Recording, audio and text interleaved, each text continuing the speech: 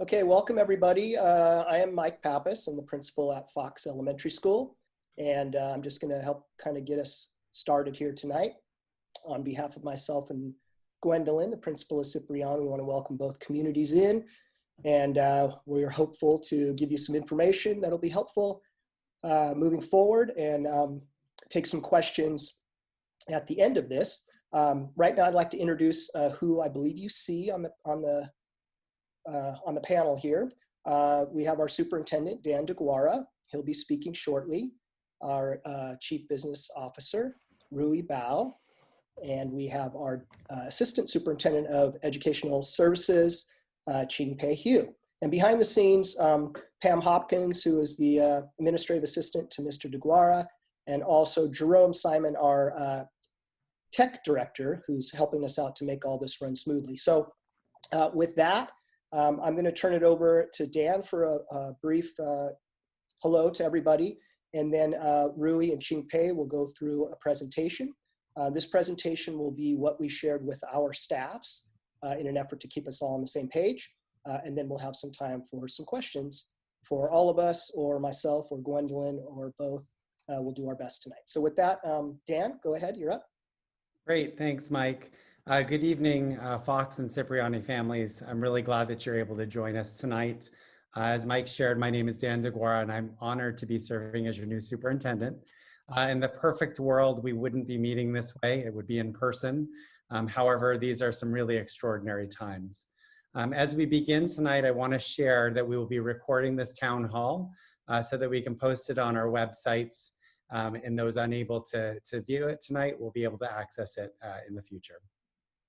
I will begin the school year in a 100% full distance learning model with the goal of transitioning to a hybrid model following all established guidelines and protocols once it's safe to do so. We remain committed to a successful 2020-21 school year. And tonight I'd just like to mention that joining us and listening in is Board President Bopali and Trustee Sam Leinbach. They're both in our audience to hear not only the presentation, but questions from the community. So tonight we'll split our time roughly in half. The first half hour or so will be a presentation. We'll discuss some safety protocols in our planning. We'll discuss our next steps for distance learning. Question and answers. Questions can be sent directly via chat. Jerome and Pam will moderate that for us, presenting questions to the panel.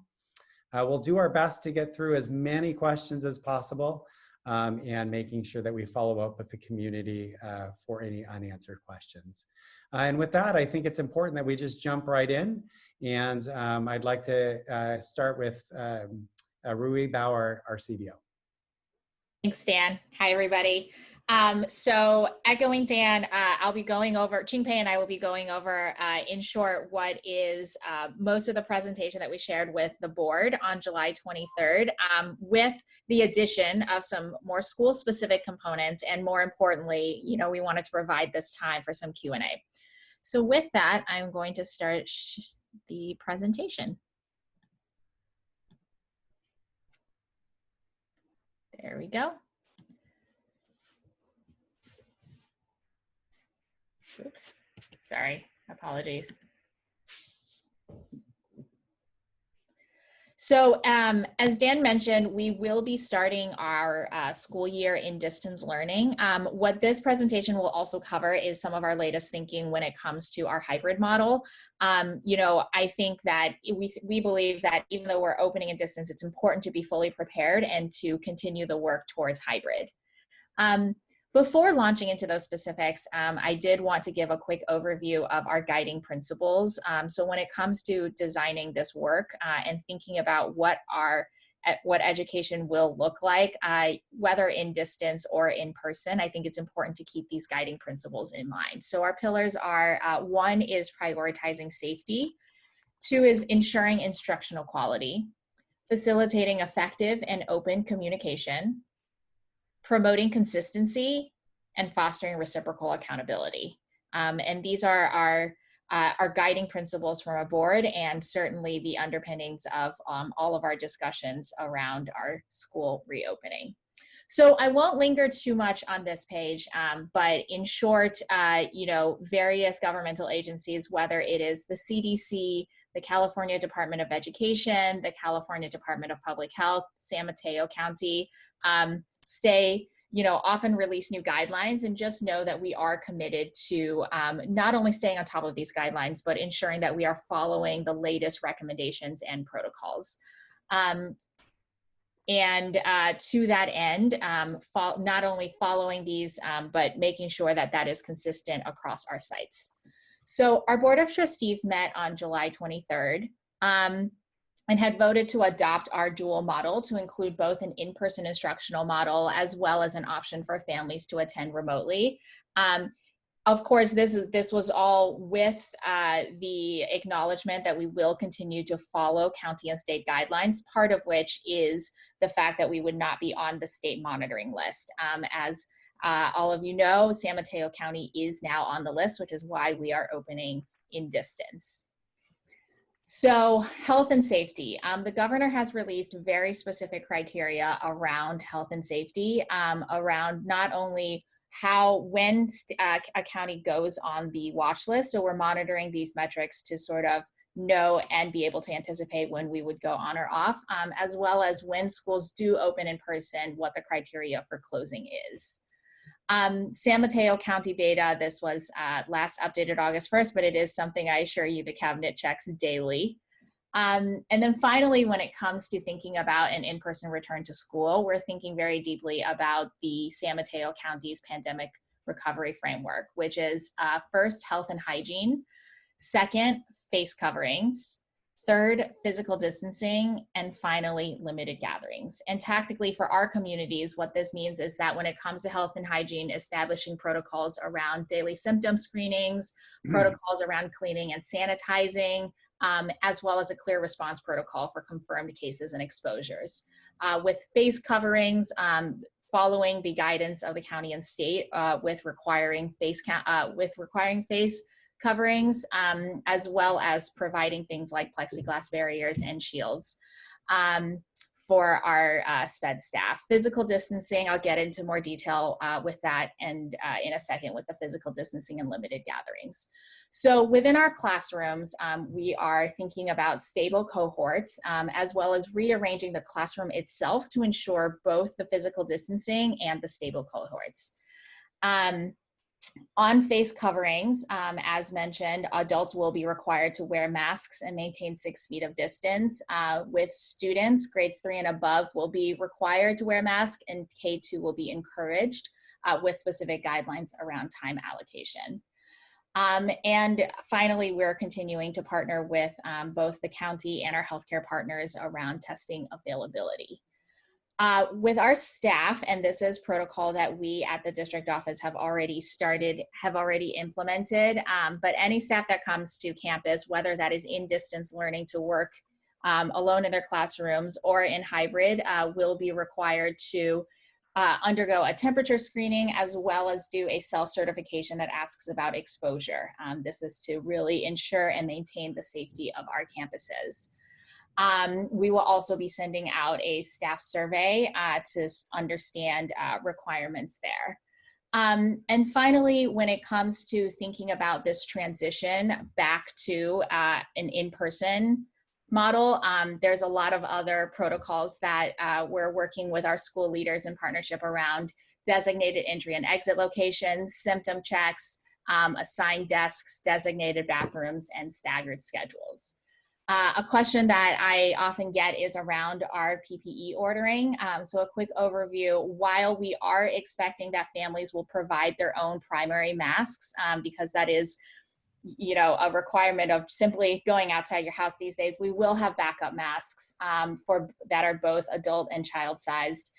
We have N95s and gloves ordered for our nursing staff. For our special education staff, movable plexiglass barriers, as well as face shields with the cloth drapes. And then finally, installing plexiglass barriers in all of our front offices, as well as hand sanitizer stands for our outdoor area. As I mentioned, thinking through our specific layout is something our school leaders have been working hard on. So I will turn this back to Mike briefly. Thanks, Rui. So what you see on the screen there, I mocked up a couple of classrooms to see how and if we could actually fit the amount of students in and still meet the protocol. So on the left-hand side is a typical primary class. When I say primary, of first or second grade, because they use these, what I call double desks, tables with the book boxes underneath. And I have spaced them 6 feet apart in each direction from where the student would be sitting. This is a classroom of 12, so it fit in there. This happens to be Miss Reisner's classroom that she let me go ahead and use. On the right-hand side is a little more traditional. This is a 4th grade classroom, which can have up to 30 kids. So those are 15 single desks. And I don't know if the camera gets all of them in there, but there are 15. Same thing, spaced 6 feet from front to back and side to side, just so that, again, we can ensure that we can, in fact, meet the current guidelines for keeping the kids in the classroom. We have not done that in all the rooms yet, but that was a trial run that I did with those 2 classrooms. I also started thinking about entry and exit. Some of you may be aware that we're upgrading the facilities, and we're getting some ornamental and I would say security fencing around our campus, which I'm very happy about. I think we can all agree at Fox we've needed that for a long time. And with that, we're getting some different gates. Right now, I'm not 100% sure on the exact location, but I did mark where I believe they will be based on the plans I checked out. And my thinking is, where do we have kids come in the morning? Where do we line them up so that they can be 6 feet apart, where teachers can come pick them up? So I've got some areas that I'm proposing. I do want to speak with my staff, of course, in making some of these decisions and get input, which at this point of the summer I haven't been able to do yet. So these are more my ideas, but that's what I'm working on too. Again, the logistics of, again, keeping everybody safe is the top of the list. So these are just a couple of slides that I've got going now. All right, and with that, I will turn it over to Qingpei on our instructional design. Great.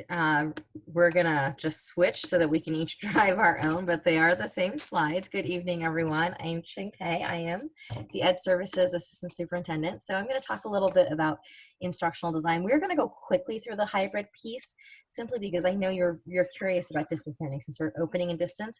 We can't let this fall off our radar though, because when it is safe to do so, we will transition back, and we need to make sure we have all of our logistics in line.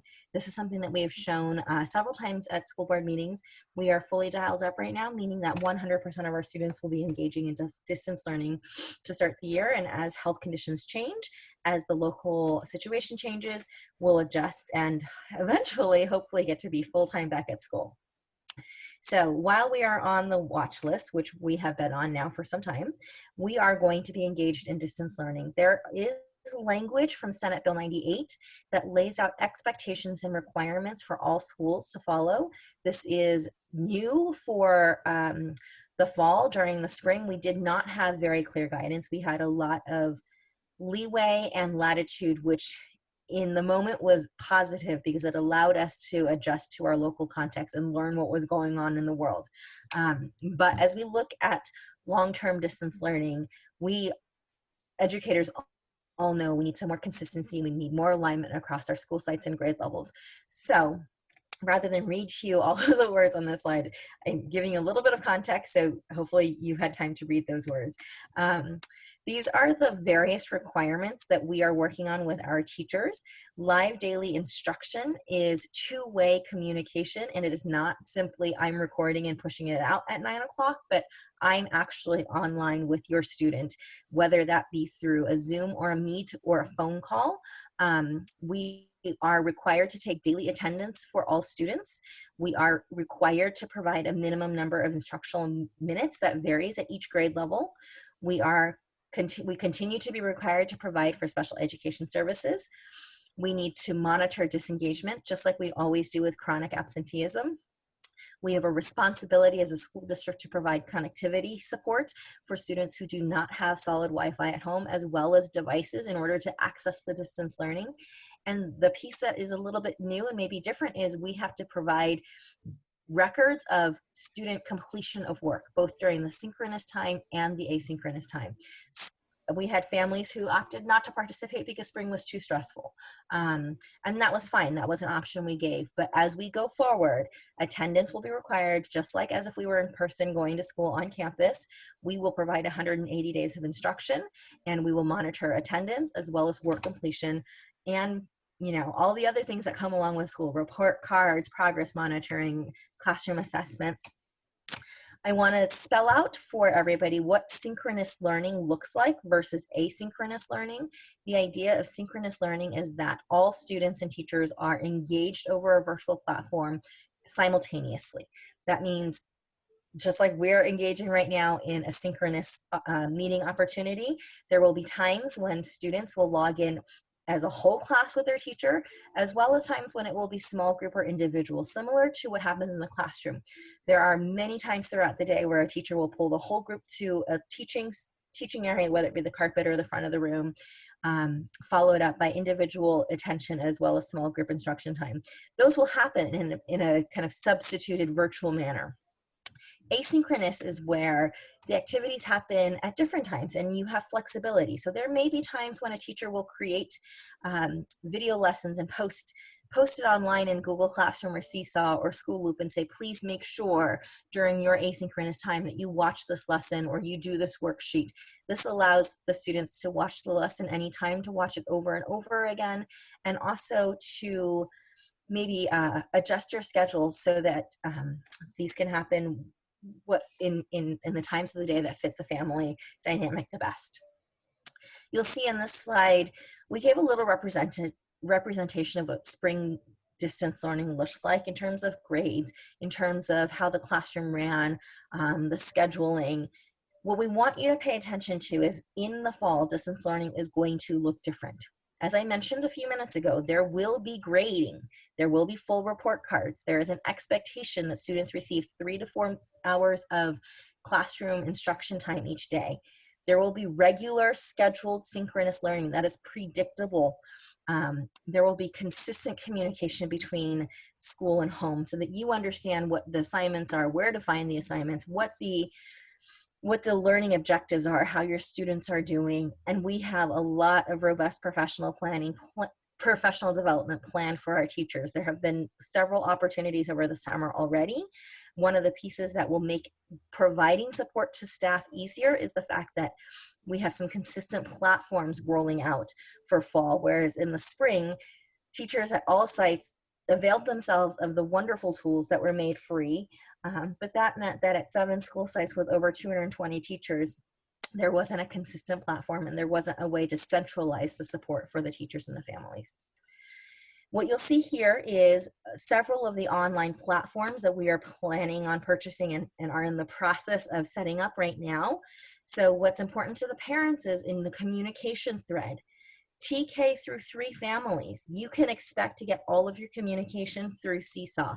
There is a one-stop shop for you to see what's going on. Where are the links for everything that's happening for my classroom? Where will my music teacher post their instructional information? All of that information will be provided via Seesaw.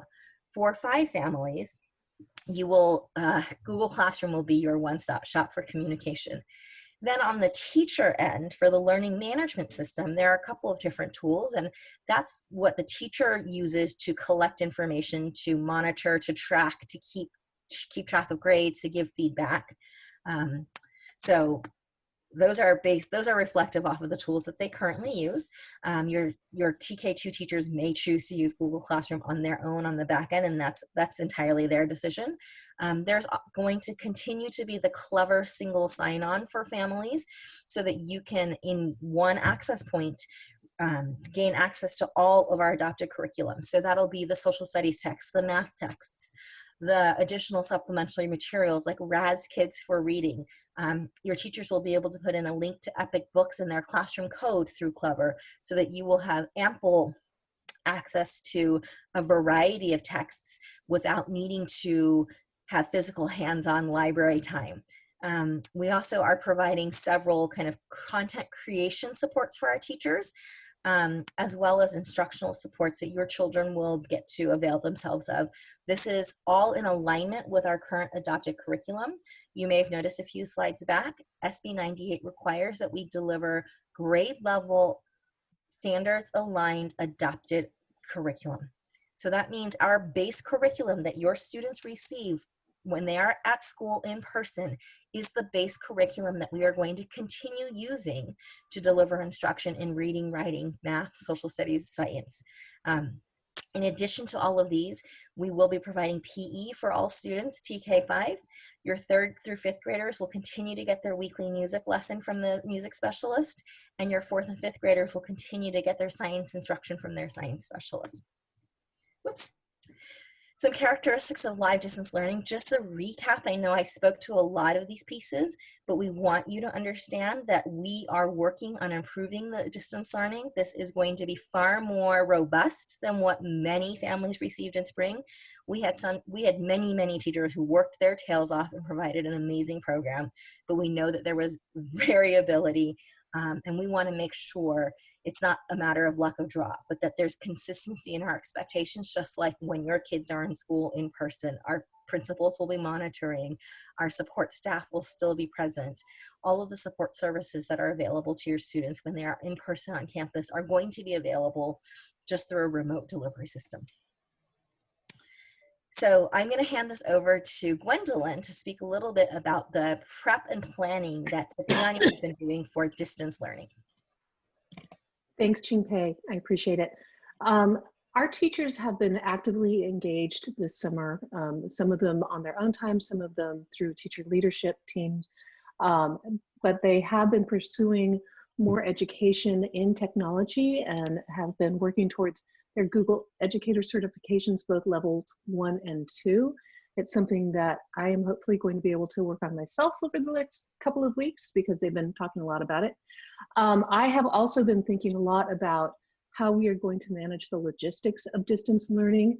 As you know, we have 4 entrances to our school that are accessible widely. I'm not talking about coming up from the dog park. So we've been talking about how to distribute materials. And this is also an outgrowth of my thinking about how students will report and exit when we do eventually come back to school. So what I'm going to be doing is assigning times for specific grade levels to pick up in specific areas so that we don't have a large glut of people coming all at the same time. And we will also, Ching-Pei, if you could go to the next slide, allow teachers to sign up. Oh, okay.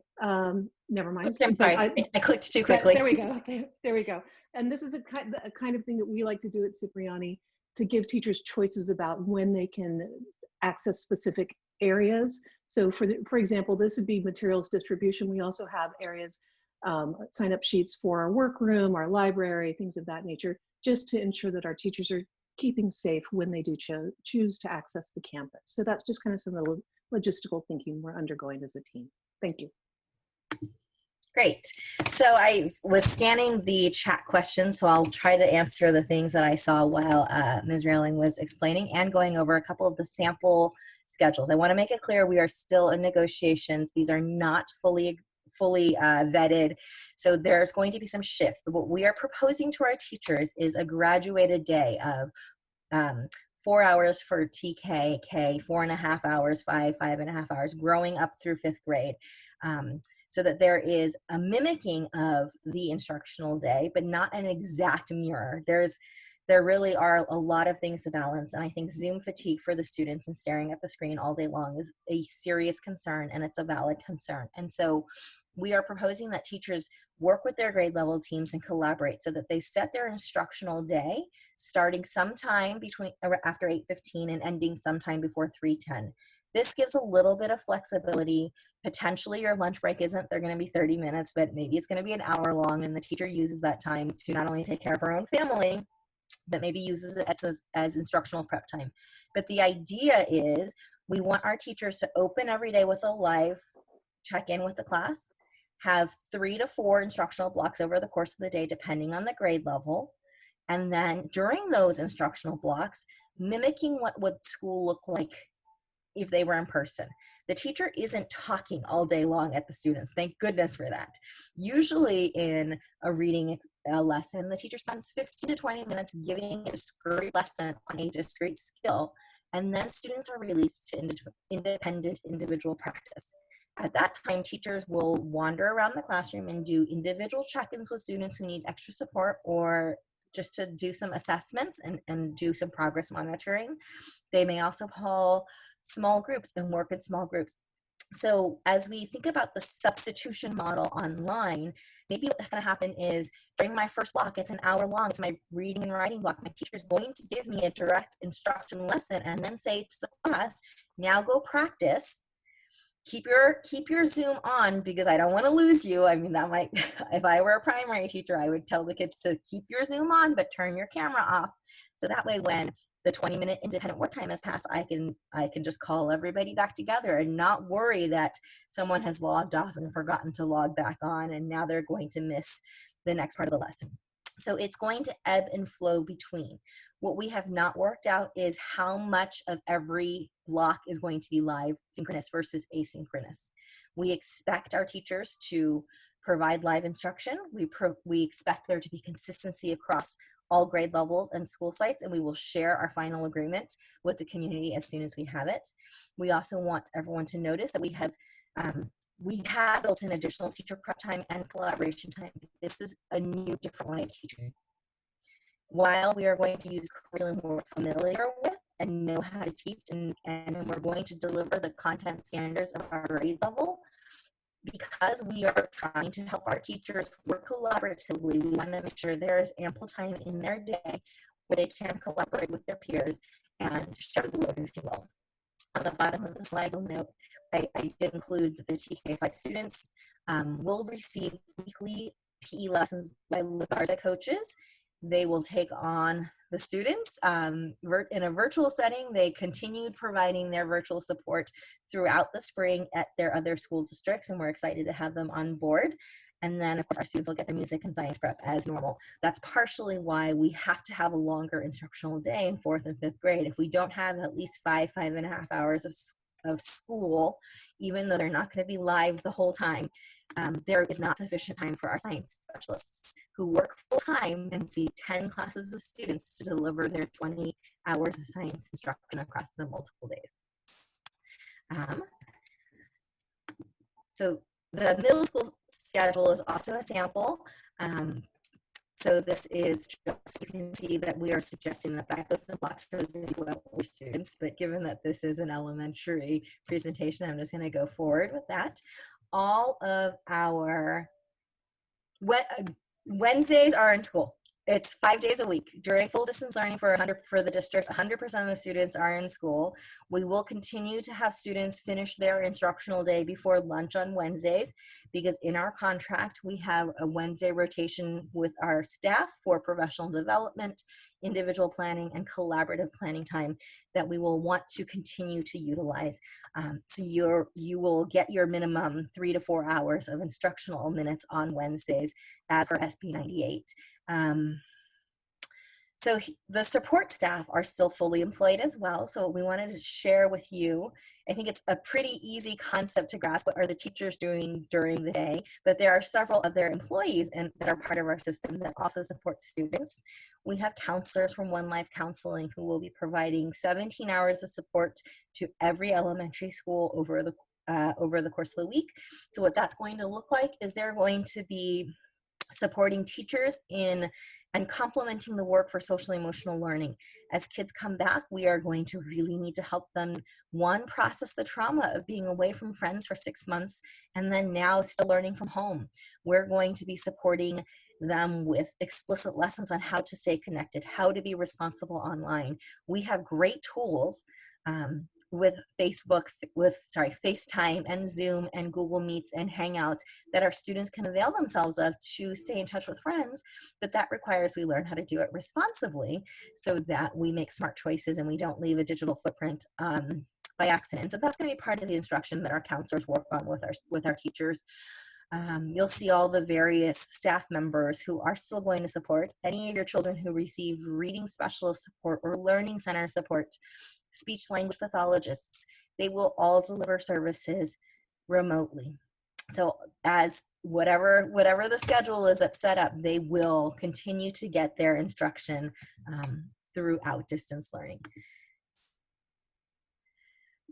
Yes, to confirm, sorry, I can't see them all because they're not popping up, but distance learning, when 100% of the district is in distance learning, because we are on the state watch receiving daily live instruction, okay? All of our students will be working through the pace, same pacing guide, which is why when we're in a hybrid, because we can only have half of the students in the classroom at any given time, we have to teach at half pace. We can't have part of the district going 100% pacing and half the district going 50% of pacing, because that makes transitioning back and forth very difficult. In our current situation, your kids will be supported on the daily. Some things that you can do to help ensure success at home. These are the tips that we had posted in the district website early in March for tips for supporting at-home learning. We know it was tricky for everybody. It was a sudden surprise and it was a shift, and I think we've all gotten a little bit better. But I think it's important once school starts that your children have a designated learning space. It doesn't have to be their own desk in their own room or something fancy, but there should be a designated spot, even if it's the same seat every day at the dining table, out in the public, in the communal centers of your home. That's going to suffice. They are going to be on Chromebooks or laptops interacting. If you have multiple children, you may want to think about headphones so that they don't distract each other.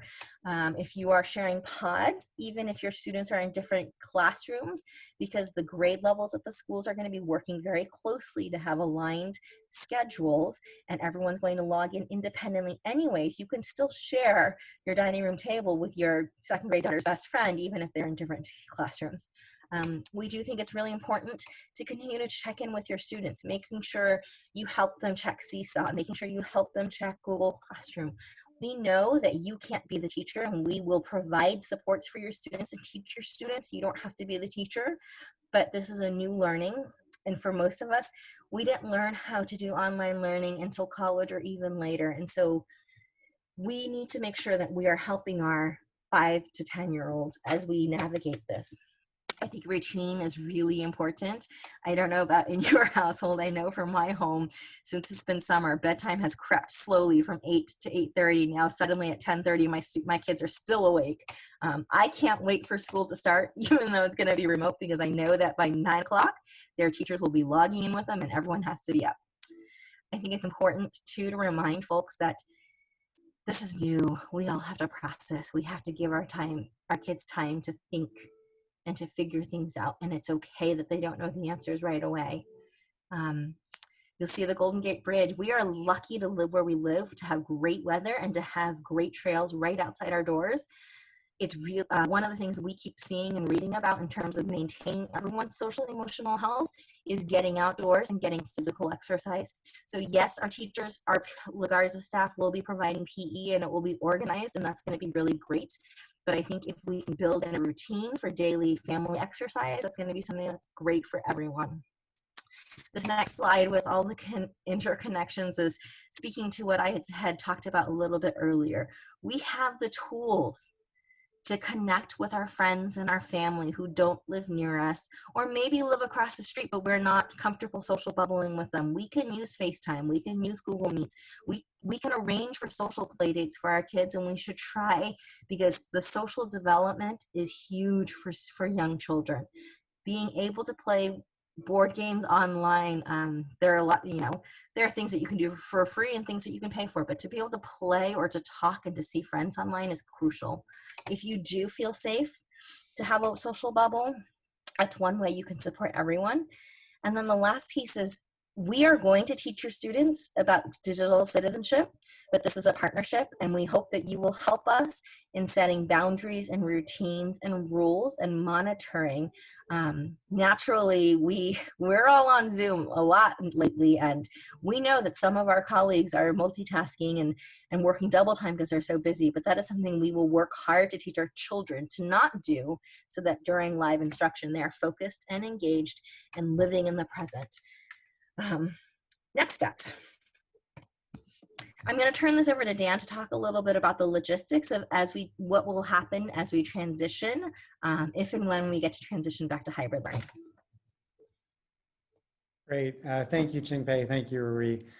So we've got the question quite a bit about how we transition from a full distance learning model to the hybrid model.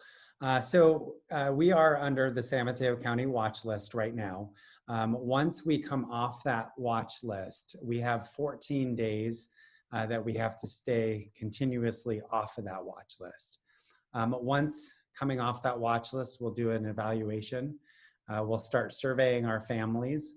We'll look at the feasibility of offering that hybrid model, which is definitely our goal to do. We anticipate that it'll take 5 to 7 weeks or so from coming off of the list to being able to fully implement. This summer, there was a lot of planning. I know families submitted surveys and preferences and choices. There was a lot of feedback about that survey. We will be resurveying families, so not to worry. We recognize that there's been a lot of information over the summer, and honestly, the timing has not been ideal. So we're committed to resurveying families during that window and doing our best to offer those options for hybrid learning when we can. The other thing I'll mention as we think about hybrid is we want to make sure that we try and align the times. So depending on when San Mateo County comes off of the state watch list, we'll look at it as it relates to our instructional calendar as well. One thing to mention, and if we want to go to the next slide.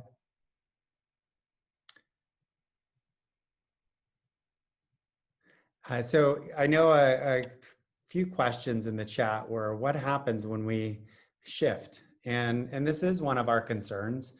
That whenever we shift and we're trying to honor and recognize individuals' preferences and comfort levels, we are going to have to look at how our class size ratios, because we do have contract language in terms of student to teacher ratios. We want to make sure that those ratios are honored. We want to make sure that our students, or at least consider allowing our students to maintain their same teacher. So the concern happens is if we change and we shift models, do we have to look at class placements as well? But that's all a possibility, but something we will look at as we move forward with time. Finally, looking at cohort exposures, we want to make sure that we're allowing our cohorts to stay safe. Definitely not as difficult of a transition coming from a full distance learning model to a cohort model, because our kids will have been in the safety of their homes, but definitely something we need to think about as we shift in and out of models over time. So with that, I know Pam has been keeping track of questions. Pam, if you wouldn't mind, if you want to go ahead and start sharing some of those questions that may have come up with the panel, we'll do our best to answer. Sure. Let's get to the beginning. So the first question is, will kids be changing teachers during the transition time period if they choose distance learning? There's another question that is asking, the teachers will, if a student is a Fox student, will they have Fox students for distance learning teachers? Great, and I'll piggyback on that since I was just talking. So when we were planning for a hybrid model, we were first off trying to plan for all of our families' preference. And in thinking about that, we thought that there might need to be some common distance learning teachers across the district. Opening under a full distance learning model like we are opening, all students will remain at their current sites with their same staff that they're used to. And when we shift, we'll have to look at that again.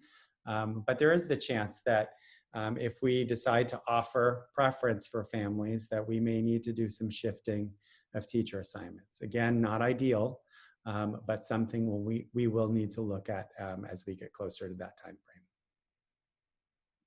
frame. There are questions on when we'll be transferring to a hybrid schedule and questions about the waiver and if we are planning on filing for the waiver. I will take those two. So again, San Mateo County comes off of the state watch list. There's a 14-day period hold, and then schools can begin to transition back to the hybrid model. We anticipate that it will take us between 5 to 7 weeks to plan, to realign, to adjust, to survey. So the soonest we could feasibly revert to a hybrid model would be end of September or beginning of October. We are starting under the full distance model, regardless of where San Mateo County ends up as we go into the next couple weeks. I will say there's been a lot of conversation about the waiver. Honestly, full disclosure, details from Department of Ed and California Department of Public Health were released yesterday evening. They're still working out all the process. We will review the waiver. We will look at if it's a feasible option for our district. But really the big picture for the waiver is to look at our most vulnerable groups. There's a lot of criteria that needs to be met. Testing for staff needs to be in place, ensure that we can meet safe conditions, a whole host of other consultation, and it needs to be approved by the Department of Public Health.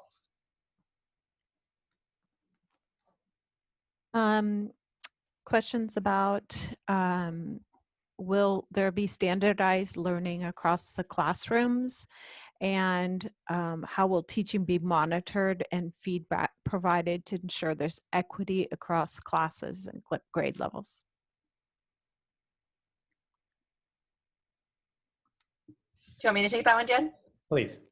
Okay, so one of the things that you're going to notice in the fall is that all of our teachers will be using our adopted curriculum, and because we will have some streamlined platforms, our entire district office, central office staff will be able to better support their use of technology so that they can focus on the instruction. Just like there's a little bit of variability from classroom to classroom on any given day because of teacher personality, I expect that will continue to exist. However, we have a scope and sequence. We have updated scope and sequences for our teachers to understand what should be taught in which months.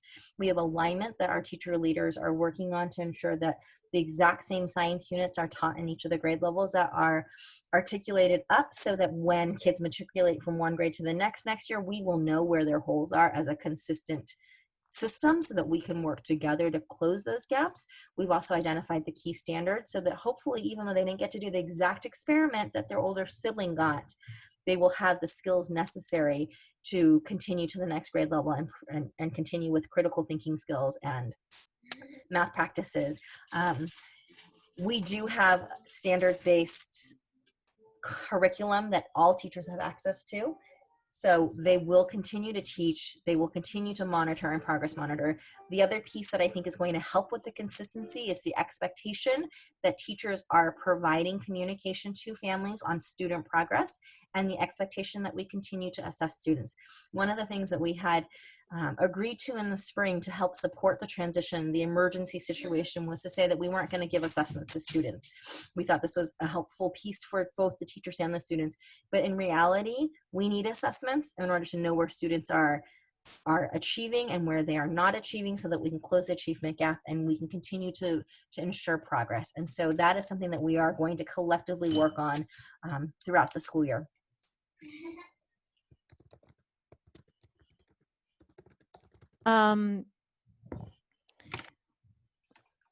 How are district's learning funds being spent to help our teachers? What type of training are the teachers receiving for distance learning? So we have several things that we are using our district learning funds for. I mean, it sounds like we're getting a lot of money, but the reality of it is it's based off of our LCFF formula. So based off of our number of students who are either socially, economically disadvantaged, English learners, or foster youth. So comparatively, we're still on that bottom end. We've been talking about this kind of funding issue for years. We are getting a significant chunk of change and an absolute level. So that's what we're using to purchase all of these platforms and tools. We are using the money to purchase training and professional development for our staff, being able to stipend them for their time spent outside of the workday, learning how to do things better. And also we're utilizing some of that money to ensure that we have the tech tools to be able to support all families with a device if they need it. Right now, we don't have one-to-one.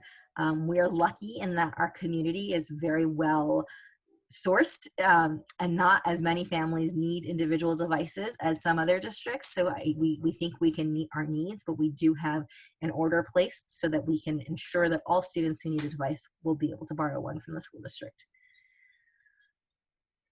I want to go ahead and just real quickly mention, I've seen a couple things come up on the chat.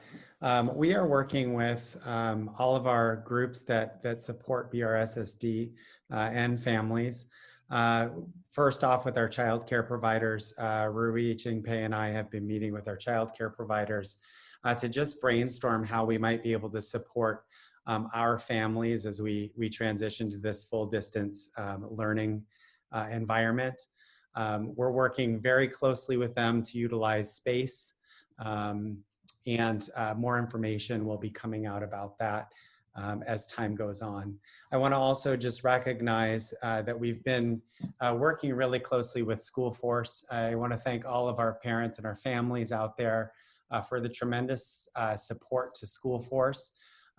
They've been able to help support us in a number of different ways, including professional development, some of our extra PE support, technology needs, a whole host of things that are making it easier for our teachers to deliver that distance learning instruction. So thank you very much to everybody in the audience today. There are quite a few questions about technology, access to Chromebooks, access to internet, how much time will be spent on the internet, and hotspots, if hotspots are available.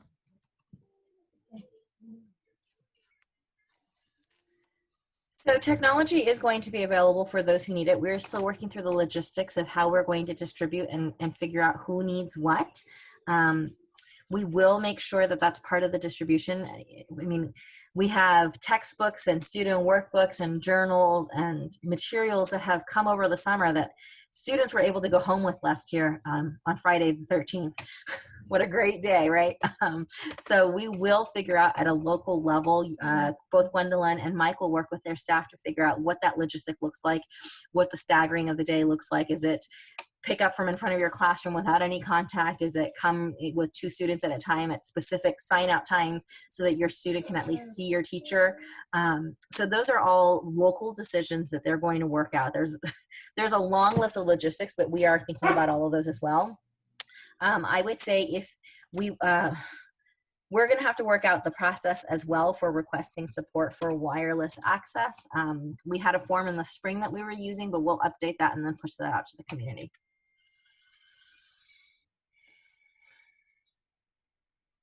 Can you talk about how the first day of school is going to look, and also for TK and kindergarten, what their days are going to look like?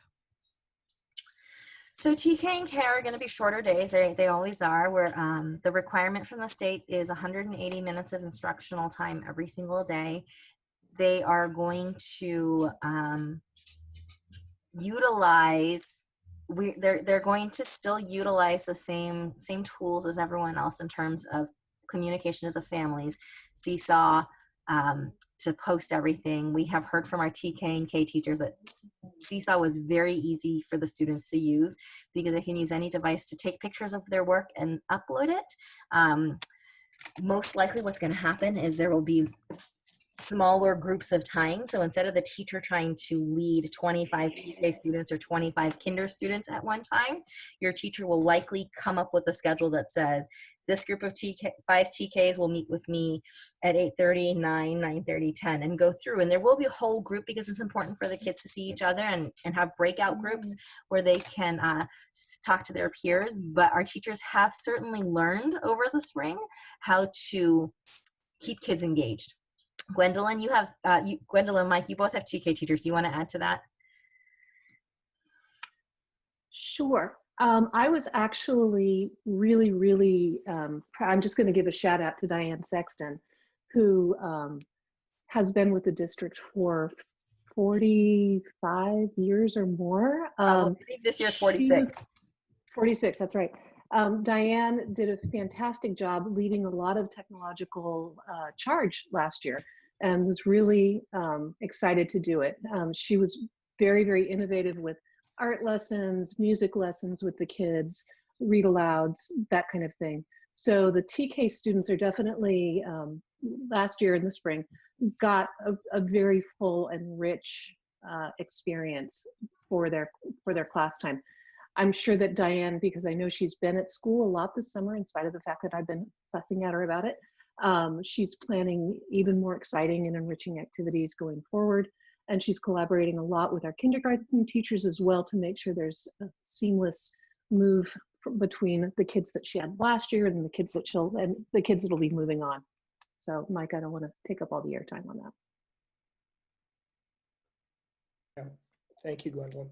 I think it'll be important for our TK teachers across the district to communicate. I know that Diane's really been sort of a force in that area, and I think that'll be helpful for us to share, like what we're doing now as principals and other teachers on trying to ensure. I'm trying to read these questions too as they come through, and I'm seeing several about equity across the classrooms, right? And we're trying to accomplish that. So that wouldn't be any different than in a TK class.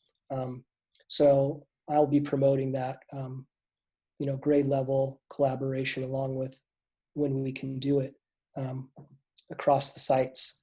I think that would be helpful. And again, trying to give an equitable experience for whatever class you happen to be in for that grade level. I would add to that, and I'm sorry, I agree with Mike. It's distracting trying to read the questions and respond at the same time. But some of the most effective teaching that I saw kind of as teachers were pulling all this together last year was the grade level teaming and the agreement that kind of I'll take the English and social science and my partner will take the math and PE, whatever it was. And so they did a lot of partnering last year. I saw some questions on here about that. And that also provides consistency across the grade level as well. So we'll definitely be supporting our teachers in collaborative planning for that kind of activity as well. When will parents get their classroom assignments? I believe those will come out 2 days prior to the beginning of school. So that would be August 17th, which is consistent with our usual practice. I know that there have been some questions both on this panel as well as to me in email about how parents can facilitate building learning communities, even if they're virtual learning communities for their students. I'm not sure about Fox, but at Cipriani, our PTA has provided a wonderful communication tool called Constella, and parents are able to simply click on, I believe, and I know April Northrop is out there somewhere, so correct me if I'm wrong, April, but click on their classroom and they can communicate broadly with all the families in the classroom in that way. So you will have instant access to your fellow learners' families. Yeah, I don't know. Sorry, Dan, I don't know that I have anything else to add to that. I do know that there is some requests that Gwendolyn and I have received regarding placement of students to help facilitate just the logistics of your life, quite frankly. And we do, I think I can speak for both of us that we we would like to help our families. That's what we're here to do. And as any requests that I get, I always look at them carefully and see what we can do to accommodate that. With that being said, there's a lot of families, a lot of different requests, and it's hard for me to say yes without really knowing where all the pieces fit in. And I know that Gwendolyn's, struggling a little bit with that too. But I'm here to assure you that, I know that on our end we'll do everything we can to try to accommodate that, so that we can, again, make your life a little more manageable with the situation. I also want to just really briefly address the multiple questions about materials. As far as my campus goes, I know that the PTA is working hard to ensure that you don't need a lot of specialized materials at home. The school and the PTA will be supplying pretty much everything the kids need, except for that dedicated learning space that Ching-Pei was talking about earlier, which is so critical. Ching-Pei, I've seen quite a few questions about TK and K specifically, about just being our youngest learners and technology and whatnot. If you can maybe address that for the community. Yeah, so I've been answering in a few. One of the questions I think was, what's the balance of live teacher time? We get that they're the youngest kids. We get that it's going to be trickier and it's going to take a little bit of kind of training to learn how to do it. This is why we've broken the day into suggested instructional blocks. So what we envision is that there be a morning opening for the whole class, and then 3 instructional blocks and an end of day closing for TK. And in each of those blocks, there will be some live instruction where the teacher is doing something like this, talking, reading a story, maybe holding up a journal and saying, okay, now open up your workbook, and then giving kids time to work in either their workbook or on the manipulative, something real life. So it's not staring at a screen all day long. That's why I was suggesting too that maybe with the younger kids, instead of saying log off, log back on, maybe the teacher just does this for a moment. And then when the timer is up, comes back and says, okay, boys and girls, let's get back together. So there is going to be a little bit of ebb and flow and give and take. We're going to try and mimic live instruction, in-person instruction the best we can through these remote tools. But the idea of having the day split into instructional blocks means that if I have math for the first hour, I know I'm going to see my teacher live, and then maybe I'm going to be given an assignment to go to my backyard or go to my toy closet and count out a certain number of items and bring it back and show, so that it's real live learning with hands-on touching of things. Then maybe my next block is reading. The teacher's going to give another reading instruction, and maybe I'm going to turn on my whiteboard and as a teacher show kids how to form letters and then have them actually do their workbook pages. And then the third block would be a different content area with this kind of similar, I'm going to demonstrate and I'm going to model. So like I said, we're going to substitute the in-person instruction as best we can through these remote options. The good news is we have a lot of great tools. We are definitely going to be providing your students with all the workbooks. So K2 students have a phonics kit that has readers, that has handwriting support, that has manipulatives and take-home books, in addition to their social studies workbook, their math workbook, their readers and writers journal. So they're going to have tangible work materials. I would say it's not going to be ideal. We know we're making lemonade out of lemons. We're going to have to partner together and make this the best situation as possible. I have a fairly young daughter who just finished 2nd grade.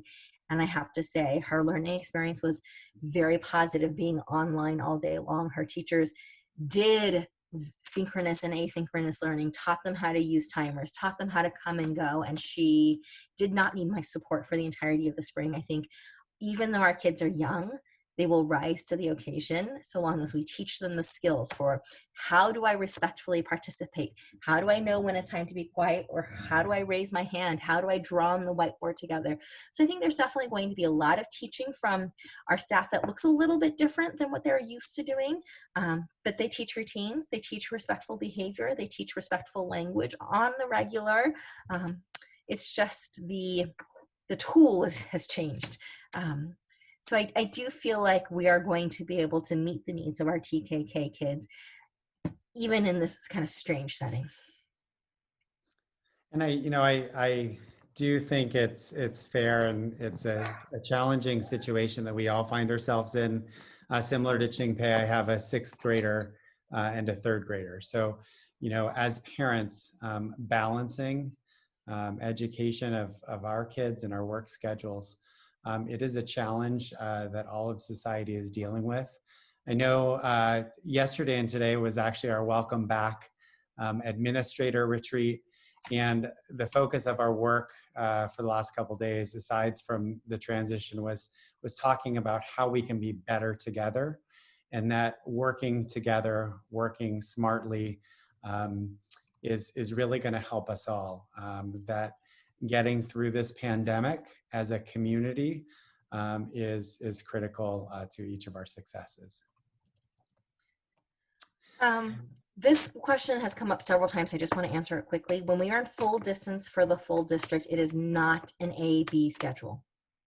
We are going to be teaching your students Monday through Friday on a consistent schedule. The only thing that's going to be a little bit different is Wednesdays will still be early dismissal. Your students will be finished before lunch. They'll finish at lunchtime in all grade levels on Wednesday. Okay, it's 7 o'clock, so we have time for a couple more questions. One question that keeps coming up is how will you accommodate for working parents who can't be there to help their children logging in and logging off of Zoom? So this might not be a good assumption. There will be even with work. Is the question for the working parents who are at home but can't help the kids, or for the working parents who cannot be home with the kids? I would say for the first case, we are going to be teaching your kids, and it will take a little bit of training. So I think there's going to be a little bit of patience for the first 2 weeks. But some of the consistencies and tech teachings for our teachers will be: pick your platform. Is it going to be Zoom or Meet? And then create your classroom code and use the same code every time. So the student doesn't need to have a code for math and a code for reading and a code for science. But anytime I'm logging in with my teacher, this is the link that I click on, and we're going to post it on Seesaw. So it's easy access for the child, and we're going to teach the child, and we're going to practice, and we're going to log on and we're going to log off, and we're going to teach them how to raise their hand and how to use the whiteboard, all of the different components of Zoom. I think that's one piece. So that we can, after we get everyone oriented, and some kids learn faster than others. I mean, I have to tell you, I watched some of our friends' little kids and talking to them, 4 or 5 years old, at the same private school my daughter was at. They are facile. So if we as adults can teach them how to do it and make it simple by putting the same link on Seesaw, I think they're going to be just fine. I'm trying not to be Pollyanna, but I really do think realistically they're going to be fine. The other component is for working families. Our on-site childcares are operating. And yes, they're going to have limited space because they have to keep 2 stable cohorts, bubble cohorts of 12, but they are operating, and they are going to offer care for families who are essential workers and who need to go to work and who need somebody to watch their child during the day. So their staff will help your child log in and stay on schedule with their teacher and help monitor the schoolwork. I hope that answered. There's been a couple questions about music classes, and will they be available? Choral music is going to be taught by Alexis for 4th and 5th grade as before, and Alexis, Luke, and Chris will all split up 3rd grade. Sorry, 4th and 5th grade is all taught by Alexis. 3rd grade music classrooms will be taught by the 3 of them, and then Luke and Chris, we will be working on how we do instrumental music for 4th and 5th grade. We plan to offer it. It's going to be tricky. But we do plan to continue. That is kind of a cornerstone of our community, and we plan to offer all of the instructional services that we do live in person via remote learning. Sorry. Go ahead, Pam. How will teachers be able to monitor that kids are actually doing their work during practice time if video is off and they are unmonitored?